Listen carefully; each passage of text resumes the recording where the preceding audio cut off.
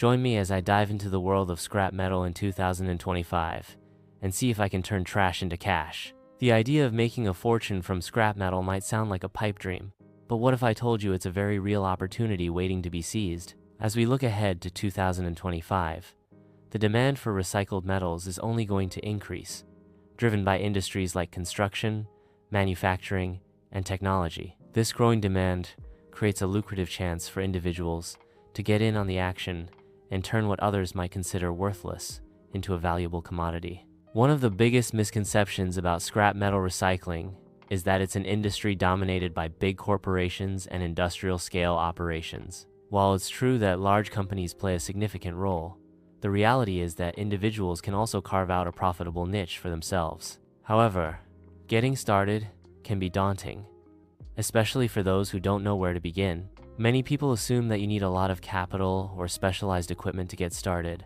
but that's not necessarily the case. Another challenge people face is understanding what types of metals are valuable and how to properly sort and prepare them for sale. It's not just about collecting a bunch of old junk and hoping to sell it for a profit. You need to know what you're looking for and have a basic understanding of the market.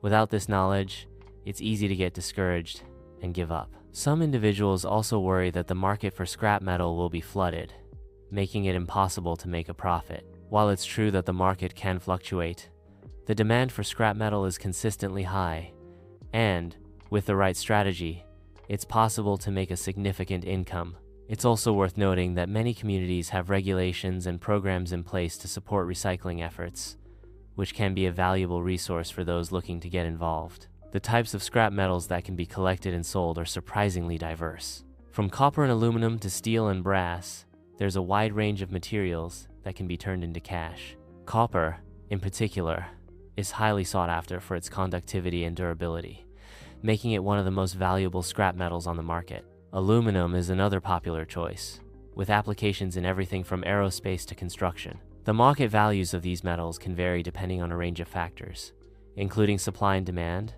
global economic trends, and local market conditions. However, with a basic understanding of the market and a keen eye for spotting valuable materials, individuals can start collecting and selling scrap metal profitably. This might involve scouring local junkyards, attending estate sales, or even just keeping an eye out for discarded materials in your own neighborhood. As an example of what's possible, let's look at the story of John, a man who turned his passion for scrap metal into a significant income. John started small, collecting cans and bottles from his local community and selling them to a recycling center. As he gained more experience and knowledge, he began to expand his operation, scouring junkyards and construction sites for valuable materials. John's success wasn't overnight, but through hard work and determination, he was able to build a thriving business. He emphasizes the importance of doing your research, understanding the market, and being willing to take calculated risks. For John,